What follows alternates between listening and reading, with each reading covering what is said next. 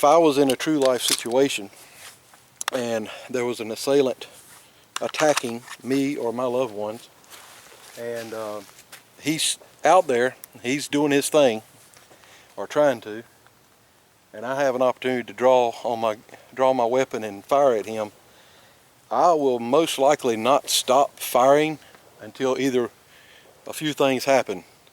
I run out of ammo, he's down completely, or someone grabs my arm and makes me stop. But most likely adrenaline's going to kick in and I'm just going to start shooting. So that's what I'm going to do this time. Once I draw, I'm going to continue to fire, and then that dummy round's going to kick in somewhere along the line and mimic a jam. I'm going to do my best to clear that as quickly as possible. I use a tap, rack, bang method. I tap the bottom magazine, rack the slide. Hopefully it's going. If it's not, I do have a spare mag, but I'm not automatically going to go to my spare mag. To me, it's quicker to tap, rack, and bang than it is to actually change a magazine. Now, some people are maybe better at me than changing mags, but I don't always have an extra mag either. I try to carry one all the time, but may not always have one either. So, or maybe you're on your second mag already, and you don't have you've already emptied your other one. So that's what we're going to do. We're going to draw from concealment and fire this mag completely empty. I'm not even sure how many rounds I have in it, but hopefully this will be interesting.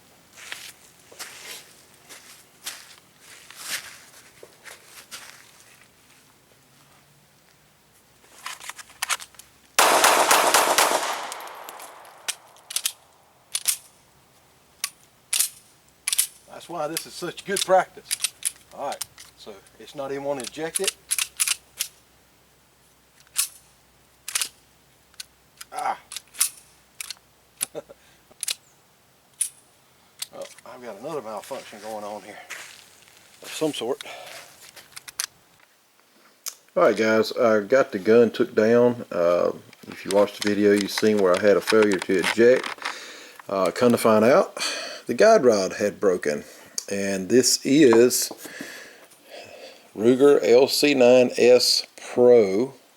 It is not the first version. It has the cone on the guide rod to help self-center it.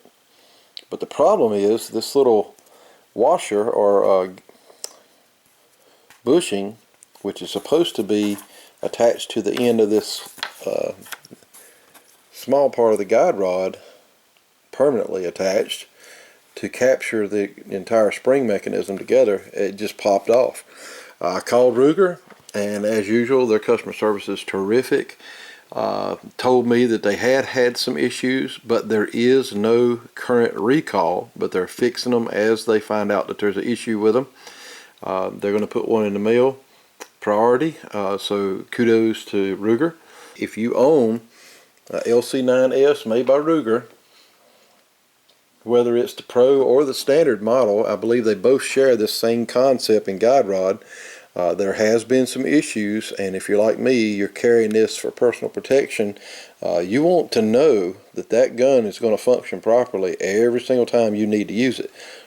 So there are some other companies out there that make replacements. Well, one, Galloway's, I found, makes a replacement that's supposed to be a fix, quote unquote, for this issue.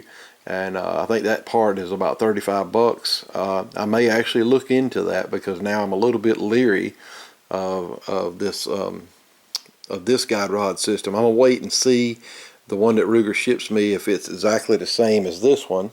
Let me give you a good look at that in case you have one yourself. Of course, it's supposed to be together. This little bushing is supposed to be attached here to the end, and the spring's supposed to be compressed. I can't really do it with my fingers, but you get the idea. If you own one, you know what I'm talking about. But if it looks like that, beware. This gun has about 200 rounds through it, roughly, and nothing very hot, nothing crazy has been done to it. So that's a pretty low round count to already have a failure. So just something to be aware of. If you're carrying for personal protection, you may want to upgrade or call Ruger and get that new replacement. Thanks for watching. Don't forget to like us and share this video, and maybe it'll help somebody else. Don't want to see anybody be in a real life scenario and have their gun malfunction. Remember, guns, gear, and government can always let you down. That's why you should put your faith in the Lord Jesus Christ. He will never let you down.